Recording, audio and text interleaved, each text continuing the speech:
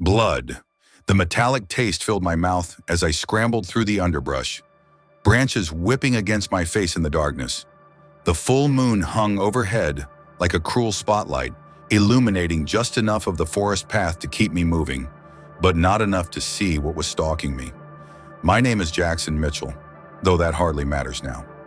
What matters is that I'm running for my life through the Blue Ridge Mountains outside Asheville, and something is hunting me. Something that shouldn't exist. It started 3 hours ago. Just 3 hours, it feels like a lifetime. I had been hiking along one of the lesser-known trails near Brown Mountain when night fell faster than I'd anticipated.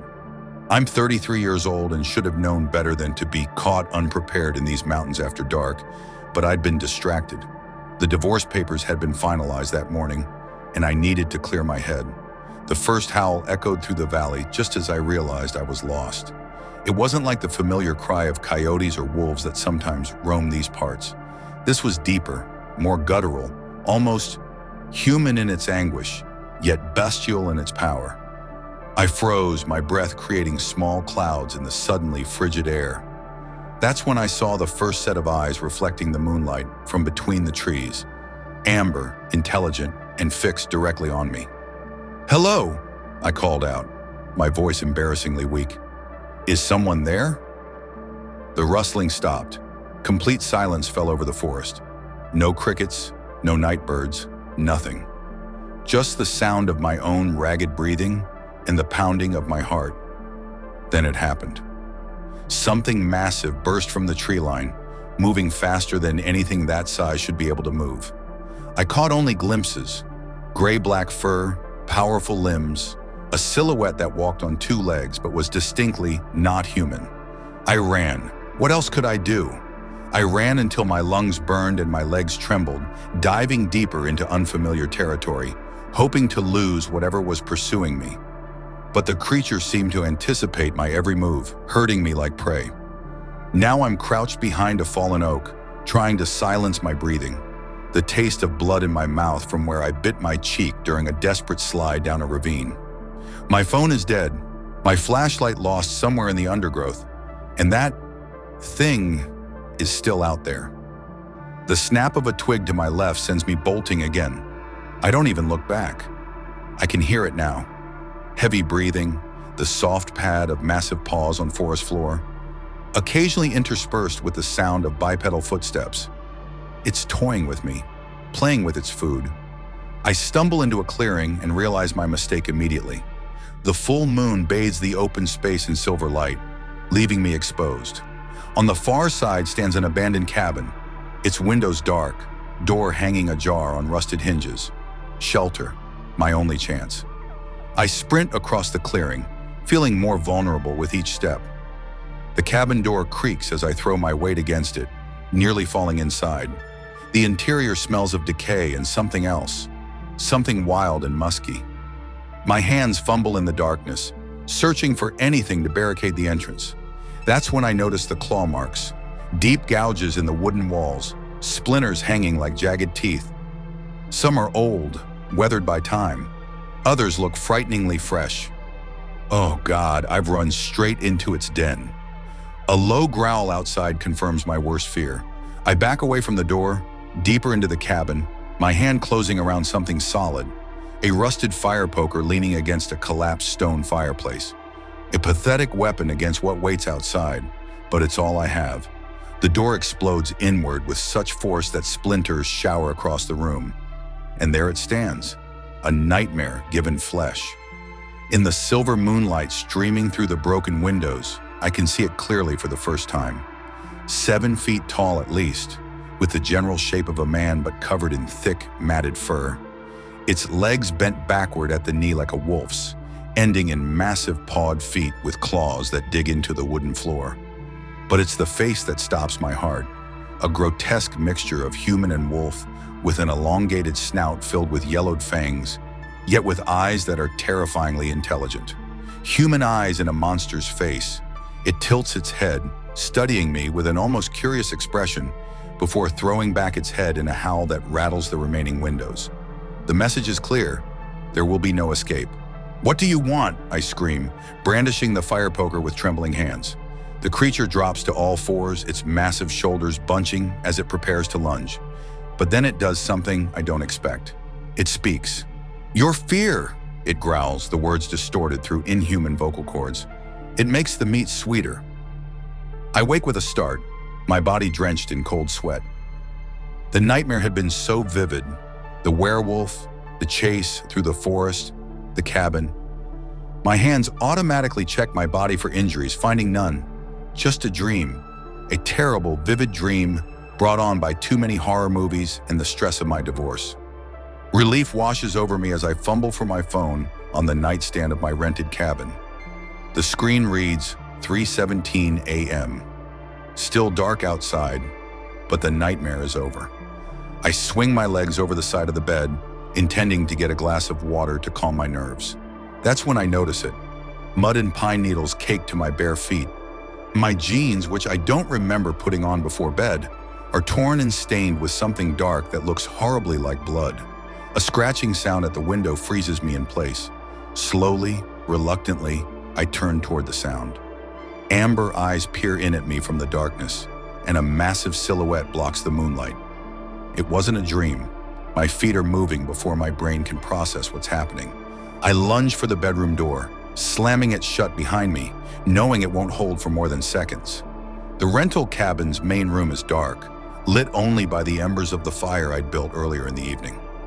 I hear glass shatter in the bedroom as the creature forces its way through the window. The door between us shudders as something massive slams against it. Keys. I need my car keys. My eyes frantically scan the room, finally spotting them on the coffee table. I snatch them up just as the bedroom door splinters. The front door is only 15 feet away. I can make it. I have to make it. I'm halfway there when a howl splits the air, so close it feels like it's inside my head. The wooden floor beneath me trembles as the creature lands in the main room. I don't look back. I can't afford to. The night air hits me like a wall as I burst through the front door, nearly tumbling down the porch steps in my panic. My rental car sits in the gravel driveway, bathed in moonlight like a silver beacon of hope. I fumble with the keys, dropping them once before managing to hit the unlock button. The car's lights flash, and the welcoming beep has never sounded so beautiful. 10 feet to the car. I can hear it behind me now, the heavy breathing, the scrape of claws on wood as it bounds across the porch. 5 feet. The car door handle is cool under my fingers as I wrench it open. I throw myself inside, slamming the door shut just as a massive form crashes against the driver's side window. The impact rocks the entire vehicle, and I stare in horror at the creature's face pressed against the glass, saliva dripping from yellowed fangs, eyes burning with hunger and rage. The key slides into the ignition, and the engine roars to life. I slam the car into reverse, tires spinning on gravel as the werewolf's claws screech against metal, leaving deep furrows in the door. The creature bounds alongside the car as I careen down the narrow driveway, its speed matching my vehicle until I hit the main road and floor the accelerator. In the rearview mirror, I see it standing in the middle of the road, watching as I flee. Even from this distance, I can feel those amber eyes burning into me. My hands shake on the steering wheel as I drive toward Asheville, the lights of civilization never looking so welcoming. I need help, but who would believe me? A werewolf in the Blue Ridge Mountains? They'd have me committed. I pull over at a 24-hour gas station, the fluorescent lights providing an illusion of safety. My reflection in the bathroom mirror is a stranger's, wild-eyed, pale, with scratches across my face I don't remember receiving. The phone in my pocket is still dead, so I buy a charger from the half-asleep clerk who barely glances at my disheveled appearance. As my phone charges, I debate my next move. Call the police and tell them what? That I was attacked by a mythical creature? Go back to the rental cabin to gather my things? Not a chance. Drive straight out of North Carolina and never look back? Tempting. My phone buzzes as it comes to life, and I'm scrolling through contacts wondering who I could possibly call when a text notification appears from an unknown number. You can't run from what's inside you, Jackson. The mountains have chosen you. Accept the gift or die fighting it. Meet me at Helen's Bridge tomorrow night if you want answers. My blood runs cold. How does someone have my number? How do they know my name? And what do they mean by, "What's inside you?" I spend the rest of the night in my car, parked under the brightest lights I could find in an all-night supermarket parking lot. Sleep is impossible, every sound making me flinch, every shadow in my peripheral vision morphing into a monstrous shape. Morning comes with merciful slowness. In the harsh light of day, last night's terror seems almost dreamlike, though the claw marks on my rental car and the mysterious text message confirm it was horrifyingly real. I check into a hotel in downtown Asheville, as far from the mountains as I can get while still figuring out what to do. The city feels safer somehow, though the rational part of my brain knows that's an illusion. If that thing wanted to find me, a few buildings and people wouldn't stop it. I spend the day researching, typing Werewolf Asheville into search engines and feeling ridiculous until results actually appear. Local legends, scattered sightings over decades, theories about the famous brown mountain lights being connected to supernatural creatures. Most is clearly fiction or folklore, but some accounts match what I experienced with eerie precision. One name keeps appearing in the more serious accounts: Dr.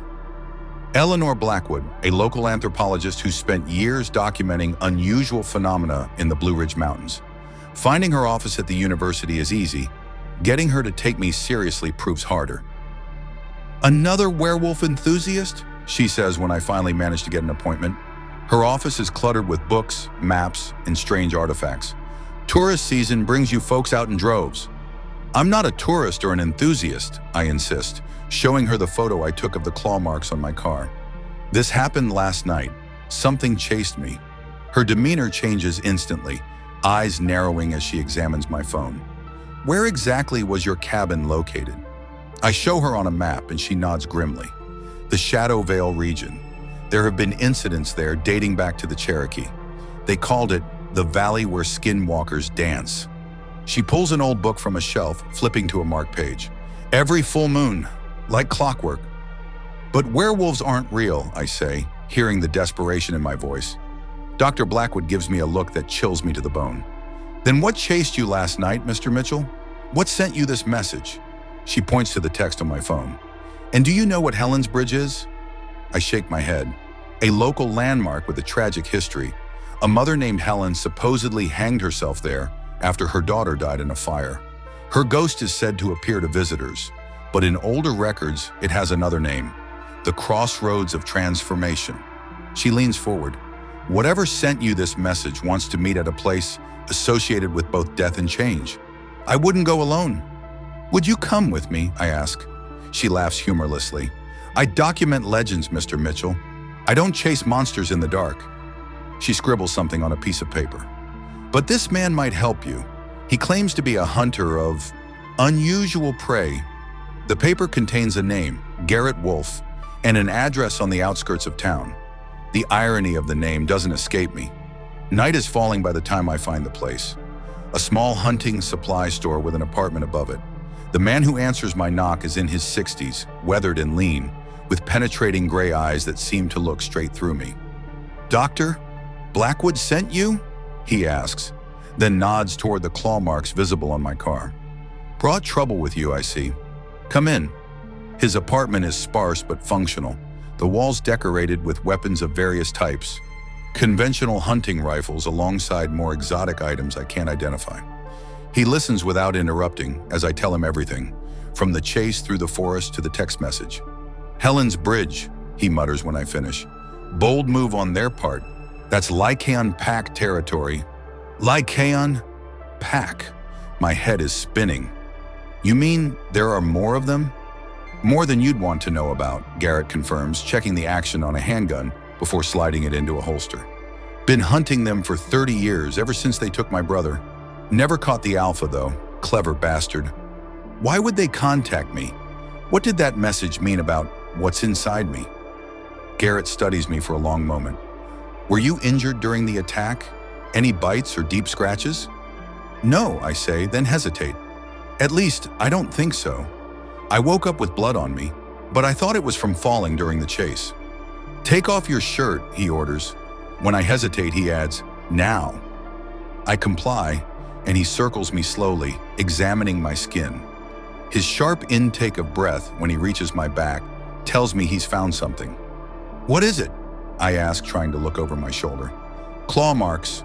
4 of them across your left shoulder blade, already healing faster than they should be." His voice is tight. "The next full moon is tonight? That's why they contacted you now. The first transformation is always on the next full moon after infection." The room seems to tilt around me. Transformation? You're saying I'm going to turn into one of those things? Unless we find a way to stop it. He moves to a cabinet, unlocking it to reveal an array of bottles containing liquids and powders. Old tales say silver can prevent the first change if applied to the wound before the moon rises. After that, the curse is permanent. "So what's the plan?" I ask, trying to keep the tremor from my voice. "We go to Helen's Bridge. We meet whoever sent that message. Maybe they know more about a cure, but we go prepared." He hands me a silver knife with strange symbols etched into the blade. "If things go south, aim for the heart. It won't kill them outright, but it'll slow them down enough for us to escape." The sun has fully set by the time we reach Helen's Bridge, an arched stone structure spanning a deep ravine, surrounded by dense forest. No streetlights illuminate this forgotten corner of Asheville's outskirts, just the cold gleam of the full moon rising above the mountains. "Stay alert," Garrett whispers as we step onto the bridge. Weapons ready. Werewolves hunt in packs, and they're not above using one of their own as bait. The bridge feels wrong somehow, colder than it should be, with an oppressive silence hanging over it. No insects chirping, no night birds calling. Just like in the forest before the werewolf attacked. We wait for 20 minutes, tension building with each passing moment. The silver knife feels heavy in my hand, my back burning where the claw marks are. Is it my imagination, or is the pain intensifying as the moon climbs higher? "Something's coming," Garrett hisses, raising his gun. A figure emerges from the trees at the far end of the bridge. A woman, tall and elegant, in a flowing black coat, her silver-streaked hair gleaming in the moonlight. She walks with predatory grace, stopping at the center of the bridge. "Jackson Mitchell," she calls, her voice carrying easily in the still night air. "I see you brought a hunter. Wolf, isn't it? Your reputation precedes you." Garrett keeps his gun trained on her. "Who are you?" "My name is Sylvia. I'm an elder of the Lycaon pack." Her eyes shift to me. "And I'm here to help our newest member understand what's happening to him." "I don't want to be part of any pack," I say, stepping forward despite Garrett's warning hand. "I want a cure." Sylvia's laugh is melodic, but tinged with something wild. "There is no cure, Jackson. Only acceptance or death. The change is already beginning. Can't you feel it? The heightened senses, the burning in your blood, the pull of the moon?" She's right. Since stepping onto the bridge, my senses have been in overdrive. I can smell Garrett's fear, hear Sylvia's heart beating steadily, see details in the darkness that should be invisible to human eyes. "The silver treatment," Garrett insists. "The old tales. Myths," Sylvia cuts him off. "Stories told by humans to give themselves hope. Once the lycanthropy virus enters the bloodstream, the change is inevitable." Her gaze returns to me. "But it doesn't have to be a curse, Jackson. It can be a gift. Strength, speed, senses beyond human capacity, and near immortality. All yours if you embrace it. And if I don't," her expression hardens, "then the change will happen anyway, but your mind will be lost to the beast. You'll become a mindless killer, hunted by humans and our kind alike. Is that what you want?" Pain lances through my body suddenly, driving me to my knees. It feels like my bones are trying to reshape themselves, muscles stretching and contracting of their own accord. "It's starting," Sylvia says, taking a step toward me. "The first change is always the most painful. Let me help you through it." "Stay back," Garrett shouts, firing a warning shot that echoes across the ravine. Sylvia doesn't flinch. "You're outnumbered, Hunter. My pack is already here." As if summoned by her words, growls erupt from both ends of the bridge. Dark shapes emerge from the trees.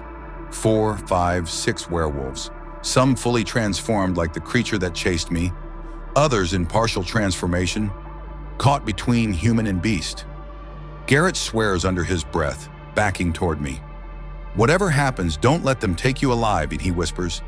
If you turn without guidance, you're a danger to everyone, including yourself. Another wave of pain hits me, stronger this time. My vision blurs, alternating between normal sight and something else. A world of heightened contrast where scents have colors and I can see the heat signatures of living bodies.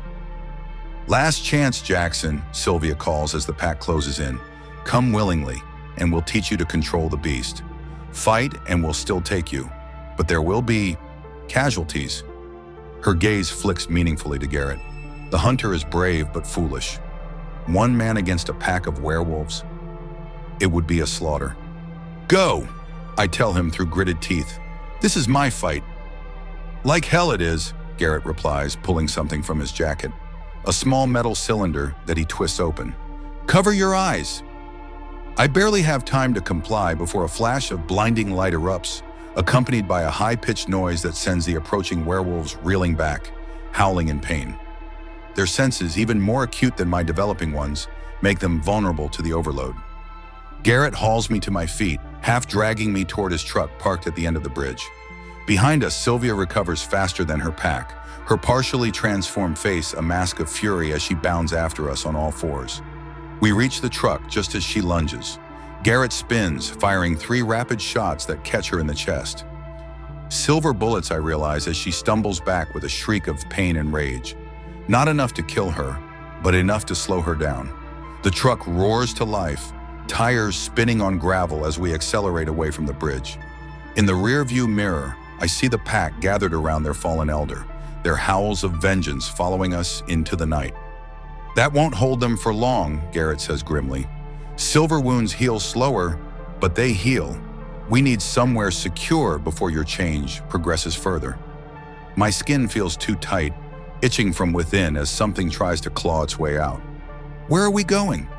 I have a hunting cabin, reinforced steel doors, silver-infused bars on the windows. It was meant to cage them, but it'll have to cage you instead. He glances at me with something like pity. I'm sorry, son. I thought we had more options. The drive into the mountains passes in a haze of increasing pain. Every bump in the road sends fresh agony through my shifting body.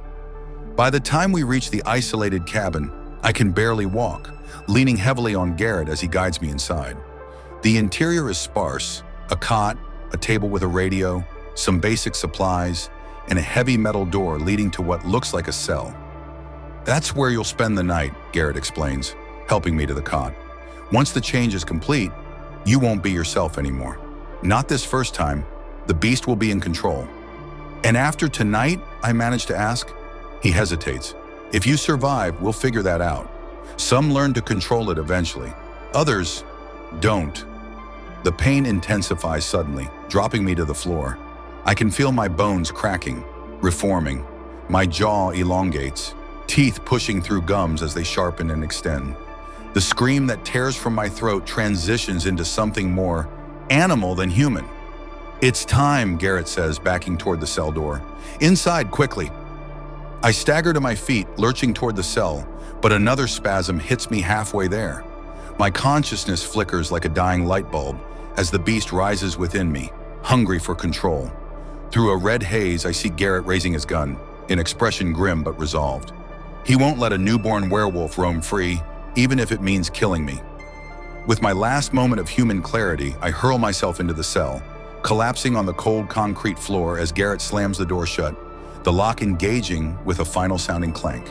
The last thing I hear before the beast takes over is Garrett's voice, oddly gentle. Fight it as long as you can, Jackson. Remember who you are. Then there is only pain, transformation, and darkness. I awake to sunlight streaming through barred windows, my body naked and bloody on the concrete floor. Every muscle aches and my mouth tastes of copper. Fragmented memories flash through my mind, tearing at the walls, howling in rage, an insatiable hunger for freedom and flesh. The cell door opens and Garrett enters cautiously, a blanket in one hand, a gun in the other. You made it, he says, draping the blanket over me. How much do you remember? Pieces, I rasp, my voice hoarse from hours of inhuman howls. Enough to know I'm dangerous. He nods, helping me to my feet. The first change is the worst. It gets easier to maintain control after that, or so I'm told. But you need to decide what happens next. The pack will be looking for you. They don't let new wolves run free. What are my options? You can run, keep moving, never stay in one place too long, or you can fight. Learn to control the beast, use it against them. He pauses. Or you can end it now. Silver bullet to the heart. It would be quick. The choice seems impossible. How do I live with this curse? How do I protect others from what I've become? Before I can answer, the cabin's windows explode inward. Garrett shoves me aside as a massive gray werewolf crashes through, followed by another and another. The pack has found us. Garrett fires repeatedly, each shot finding its mark. But there are too many. A massive black werewolf, Sylvia, I somehow know, pins him against the wall, claws digging into his shoulders. The hunter becomes the hunted, she growls, her transformed voice still carrying hints of her human speech. Her amber eyes turn to me. Your choice is simple now, Jackson. Join us willingly or watch us tear him apart before we take you anyway. The moon may have set, but I can feel the beast inside me responding to the presence of its kind, clawing to get out again.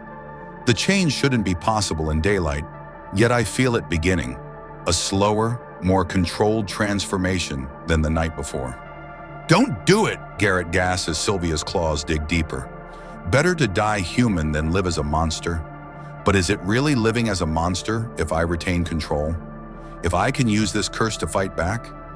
If I go with you, I tell Sylvia, fighting to keep my voice steady as my bones begin to shift. You let him live. That's my condition. Sylvia's muzzle pulls back in what might be a smile. Accepted. She releases Garrett, who collapses to the floor, bleeding but alive. The change in daylight, she observes as my transformation continues. Impressive for one so new. You're stronger than we thought. The transformation is different this time. Painful still, but I remain aware, my human consciousness coexisting with the emerging beast rather than being submerged by it. When it completes, I stand before them as neither fully human nor entirely wolf, but something in between. A perfect merger of both aspects of my new nature. Sylvia inclines her head in what seems like respect. Come, she says, turning toward the shattered window. Your new life awaits. I look back at Garrett, who watches me with a mixture of fear and fascination. This isn't over, I tell him, my voice a growling rumble. I'll find answers. They'll try to make you a killer, he warns. They can try. With that, I follow Sylvia and the pack into the forest, leaving my human life behind, but clinging to my humanity with fierce determination. The Lycaean pack's den is deep in the mountains, far from hiking trails or roads. A network of caves expanded and made habitable with stolen supplies and furnishings. As we approach, I sense dozens of presences, some in wolf form, others human, all connected by the same curse that now flows in my veins. Our home for generations, Sylvia explains as we enter the main cave. She has shifted back to human form, clothing herself with garments stored in a hidden compartment near the entrance. The others do the same, revealing ordinary-looking people of various ages and backgrounds. The oldest werewolf settlement in North America. Inside, the cave system is surprisingly well-appointed. Electric lights powered by hidden generators, sleeping areas separated by hanging fabrics, even a crude kitchen and meeting space centered around a fire pit. Children play in one corner, showing no signs of the beast within them. The young don't turn until puberty, Sylvia explains, following my gaze. Their first change comes with the hormonal shifts of adolescence. Why did you choose me? I ask as she leads me deeper into the den. Was I just random prey that got infected by accident? She laughs. There are no accidents in who receives the gift, Jackson. We've been watching you for months. Your bloodline makes you special, more adaptable to the change, more likely to maintain mental clarity during transformation. My bloodline? What are you talking about? Your maternal grandmother, Eleanor Mitchell. She was one of us before she escaped the pack and suppressed her nature. We've been tracking her descendants for years, waiting for the right one to bring back into the fold. Sylvia's eyes gleam with satisfaction. The ability to change at will, even in daylight, confirms we chose correctly. Most new wolves take years to develop that skill. My head spins with this revelation. Grandma Eleanor, with her strange herbal teas and warnings about the full moon that I'd always dismissed as superstition, had she been a werewolf all along? Why now? Why me specifically? War is coming, a new voice answers. A tall, powerfully built man emerges from a side tunnel, his presence causing the other pack members to bow their heads slightly. Even in human form, he radiates authority and danger.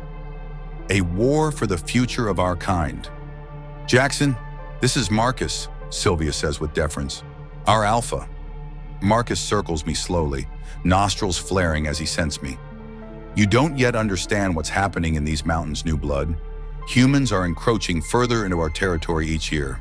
And worse, hunters like your friend Garrett are organizing, sharing information, becoming more effective.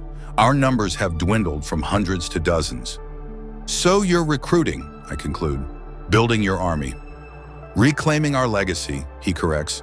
Those with the right bloodlines, the strongest potential. You're not the only one we've turned recently.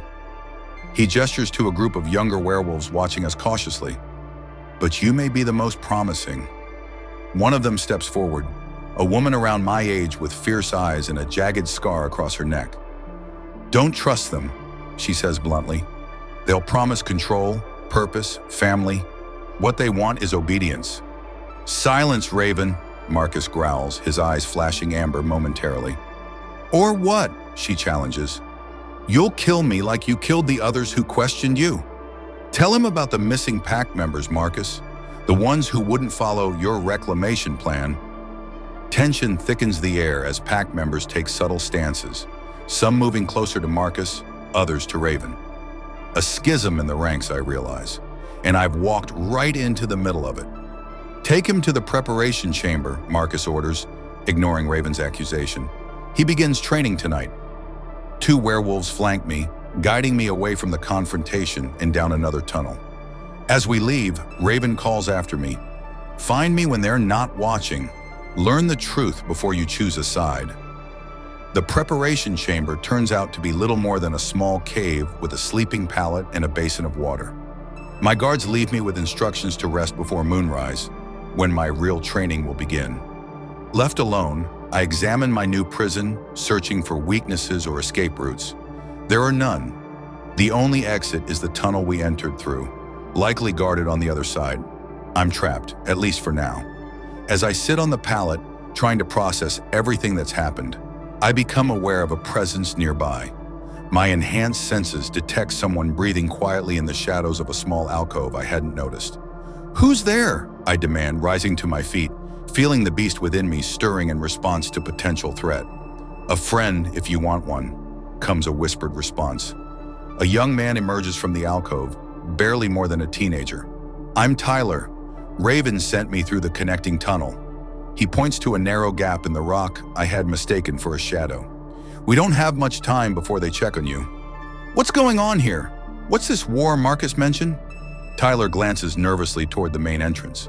It's not a war for survival like he claims. It's a power grab.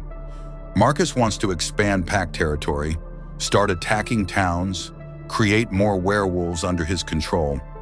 The elders who opposed him have been disappearing one by one. And Raven, she was his lieutenant until she discovered his true plan. He tried to kill her for her betrayal. That's how she got the scar. Now she leads those of us who want to live peacefully, hidden from humans. He pulls a small leather pouch from his pocket. She wanted you to have this. It's wolfsbane extract. Not enough to kill you, but enough to make you violently ill. It'll get you taken to the healing chamber, which is less guarded. I take the pouch cautiously. Why would she help me? Why do you trust me? Because of your grandmother. Eleanor Mitchell helped many of us before she left. And because Marcus wants you too badly, anyone he values that much is worth turning against him. Tyler retreats toward the hidden tunnel. Wait until after the evening meal. If you decide to use it, we'll be watching for our chance. After he disappears, I'm left with the pouch and my thoughts. Do I trust these strangers? Is escape even what I want? Part of me, the human part, rebels against captivity, but another part, the wolf awakening within me, feels the pull of pack bonds forming, the allure of belonging among my own kind. Evening comes, marked by the delivery of food, raw meat alongside cooked vegetables, an accommodation to my transitional state between human and wolf. As I eat, I consider my options, the wolfsbane pouch hidden beneath my palate. The decision is made for me when Marcus himself arrives after the meal, two hulking enforcers at his side. "Your training begins now," he announces. "Tonight, you prove your loyalty to the pack." "How?" I ask, though I already suspect the answer. "We've captured an intruder in our territory, a hunter." Marcus's smile is cold. "Your hunter friend's companion. You will execute him as your initiation." Murder. They want me to commit murder to prove myself. The beast within me growls in anticipation of violence, but my humanity recoils in horror. "And if I refuse?" Marcus shrugs. "Then you are of no use to us. The weak die so the strong may thrive. That is our way." I think of Garrett, of his warnings about becoming a monster. This moment, this choice, will define what kind of werewolf I become. What kind of man remains beneath the beast? "Take me to him," I say, my voice steady despite the war raging inside me. Marcus leads me through the worn of tunnels to a deeper chamber that smells of fear and blood. Bound to a stone column is a man in his 40s, battered but defiant, clearly one of Garrett's fellow hunters. "Jackson Mitchell," the man says, recognizing me. "Garrett said you might still have your humanity. Guess he was wrong." "Silence!" Marcus backhands the hunter with enough force to split his lip. Then he turns to me. "The full moon rises. Feel its power and embrace what you truly are." I can sense it, the silvery pull in my blood, the beast clawing for release. The transformation begins, bones cracking and reshaping, but this time I fight to maintain control, to keep my human thoughts intact as my body changes. Standing before the hunter in my wolf form, I see the terror in his eyes, smell the acrid scent of his fear. The beast within me hungers for blood, for the kill. Marcus watches expectantly. "Finish him and take your place among us." My clawed hand rises, and the hunter closes his eyes, accepting his fate. In that moment, clarity comes. I am neither fully human nor entirely wolf. I am both, and the choice of which nature dominates belongs to me alone. With a roar that shakes dust from the cave ceiling, I spin and lunge. Not at the hunter, but at Marcus. Surprise gives me a split-second advantage, my claws raking across his chest before he can react. Chaos erupts. Marcus transforms with practiced speed, his wolf form larger and more powerful than mine. His enforcers move to surround me as we circle each other, snarling. "You choose death then," Marcus growls. "I choose freedom," I correct him, "for myself and anyone else you forced into your service." He lunges with decades of experience behind his attack. We collide in a fury of claws and fangs, rolling across the chamber floor. He's stronger, but I'm fighting for more than just survival. Blood flows, his and mine, as we tear at each other. The enforcers wait for an opening, ready to finish me when Marcus gains the upper hand. Then the chamber erupts into deeper chaos as more werewolves pour in. Raven at their head, Tyler and others behind her. The pack war has begun in earnest. "Free the hunter!" I shout to Raven between desperate swipes at Marcus. She hesitates only momentarily before slashing the hunter's bonds. "Run," she tells him. "Northeast tunnel leads to the surface." Marcus howls in rage at the betrayal, momentarily distracted. Enough for me to drive my claws deep into his side. He retaliates with a savage bite to my shoulder that sends agony lancing through my body. The fighting spreads throughout the den as pack members choose sides. In the confusion, I lose track of the hunter, hoping he's found his way out. Marcus and I remain locked in our personal battle, neither gaining a decisive advantage. "You could have been great," he snarls between attacks. "You could have led us after me." "To what?" I demand, ducking under a swipe that would have torn out my throat. "More killing? More innocents transformed against their will? That's not greatness. It's tyranny." Our fight carries us from the chamber into the main cavern, where the battle rages across multiple fronts. Children scream in terror as their sanctuary becomes a bloodbath. This has to end. Drawing on reserves of strength I didn't know I possessed, I feint left, then drive forward in a tackle that sends us both crashing into the main fire pit. Embers scatter, catching on dried material nearby. Fire, the one thing all wolves fear, begins to spread. Marcus throws me off, his fur singed and smoking. "You've doomed us all," he growls, looking at the growing flames. "No, just you." With renewed determination, I drive forward again. This time when we grapple, I manage to position him beneath me, pinning his shoulders with my knees, my claws at his throat. "Surrender the pack. End this madness." He laughs, a terrible sound from a werewolf's throat. "Never. Kill me and someone else will take my place. Our kind was born to rule, not hide in shadows." "Then you leave me no choice." I hesitate. Taking a life, even one as corrupted as his, goes against everything I believed about myself. But the fire is spreading, and more will die if this continues. A silver blade suddenly appears at Marcus's throat. Raven, holding what must be a hunter's dropped weapon. "Together," she says, "for all he's taken from us." We lock eyes, and in that moment, I see a possible future. One where werewolves like us, who hold on to their humanity, might forge a different path. Together, we end Marcus's reign of terror. The fight begins to subside as word spreads of the Alphas fall, but the fire rages on, threatening to consume the entire den. "Everyone out!" Raven shouts, taking command naturally. "To the emergency tunnels!" I help guide the wounded and the children toward escape routes, the smoke growing thicker by the minute. As the cavern empties, I realize someone is missing. "Tyler," I call out, scanning the chaos. Through the smoke, I spot him trapped beneath a collapsed support beam, unconscious but alive. Racing back into the inferno, I lift the beam with strength born of desperation, hauling the young werewolf over my shoulder. The main exit is now blocked by flames, forcing me toward a narrow side tunnel I haven't seen before. The tunnel climbs steeply upward, hope growing with each step that it leads to the surface. Tyler's weight and my own injuries slow our progress, but failure means death for us both. When we finally emerge into the night air, the mountain forest spreads out below us, the full moon illuminating a world forever changed.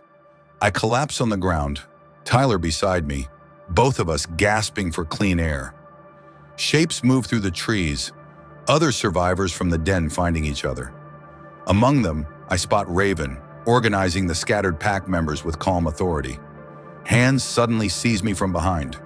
I whirl, ready to fight again, only to find myself face to face with Garrett and the hunter we freed. "Easy," Garrett says, lowering his weapon slightly. "Just making sure you're still you." "I am," I assure him, though me means something different now than it did 2 days ago. "What are you doing here?" "Followed the hunter's distress signal. Had a whole team ready to raid that den." He looks at the smoke pouring from multiple mountainside openings. "Seems you started the party without us." The hunters and werewolves eye each other warily across the clearing, generations of enmity not easily set aside. But something has fundamentally changed tonight.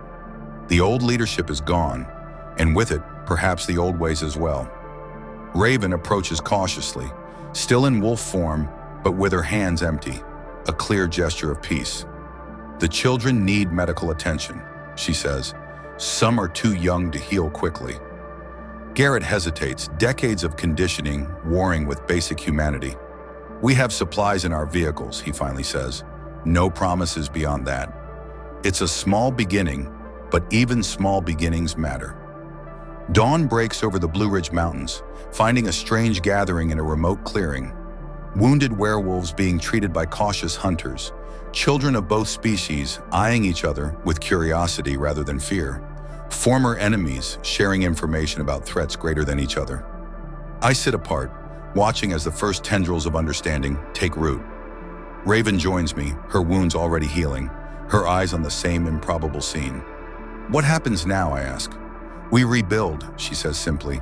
"Find a new den, establish new traditions, one where we control the wolf instead of letting it control us." And them? I nod toward the hunters. That depends on you, I think. She studies me thoughtfully. You stand between worlds now, not fully accepted by either, but understanding both. A bridge, maybe. The sun climbs higher, its warmth beginning to penetrate the mountain chill. The beast within me retreats further with each passing minute of daylight, but it's no longer a stranger. No longer something to fear or fight against, but a part of me to understand and direct. I never wanted this life, I tell her. None of us did, she replies, but it's ours now, and what matters is what we build with it. She stands, offering her hand. Will you help us? We need someone who remembers what it means to be human. I take her hand, rising to stand beside her. The future stretches before us, uncertain but filled with possibility. There will be challenges. Rogue werewolves who share Marcus's vision, hunters who reject coexistence, the constant struggle to maintain control during the full moon. But for the first time since that night in the forest, I feel something like hope.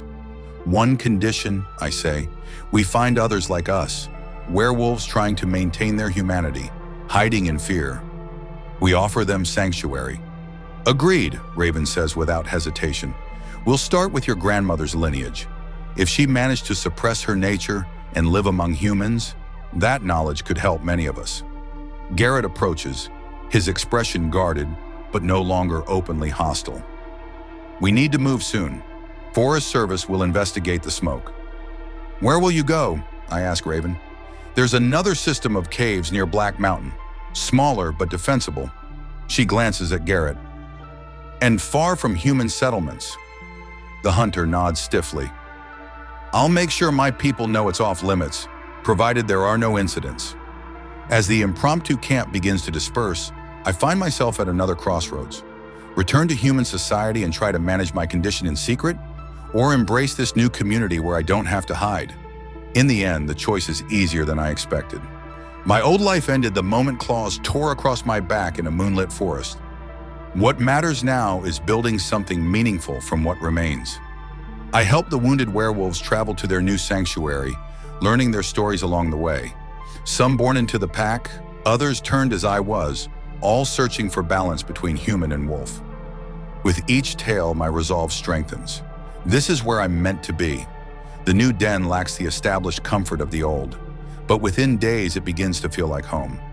Raven leads with wisdom beyond her years, emphasizing control and restraint rather than aggression and expansion. The youngest pack members look to me for guidance on maintaining their human connections. School, friends, a foot in both worlds. Weeks pass. The hunters keep their distance but maintain communication through Garrett, who visits periodically with supplies and information. An uneasy truce forms, built on mutual interest, if not yet trust. During one such visit, Garrett brings news that changes everything again. We found records in an old hunter's journal, he tells me privately, about your grandmother, Eleanor Mitchell. My pulse quickens. What kind of records?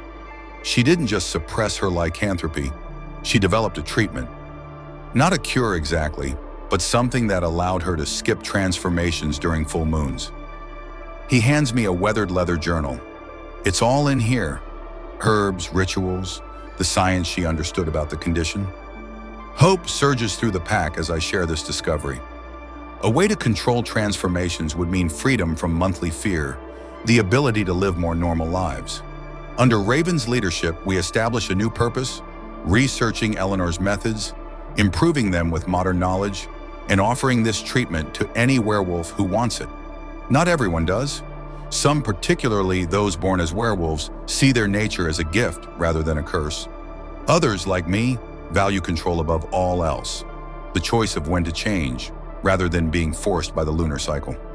6 months after that first terrifying night in the forest, I stand on a mountain overlook, watching the full moon rise. For the first time since my transformation, I feel no pull, no involuntary change beginning.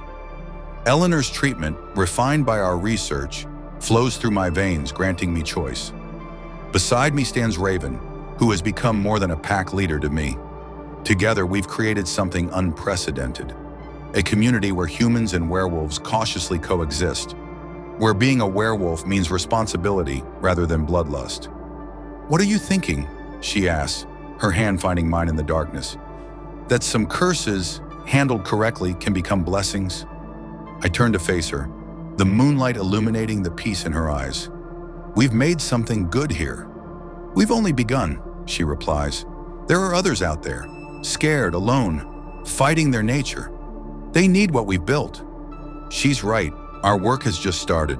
But as I look out over the Blue Ridge Mountains, the shadows that once terrified me now feel like protection, places of sanctuary rather than danger. I am Jackson Mitchell, 33 years old, divorced, former marketing executive, and werewolf. My life was shattered and rebuilt in ways I never imagined possible. The beast within me is now a partner rather than an enemy. My fear transformed into purpose. And as the full moon climbs higher over Asheville, I make a choice that would have been impossible months ago. I let the change come willingly, embracing the wolf with a clear mind and intact humanity.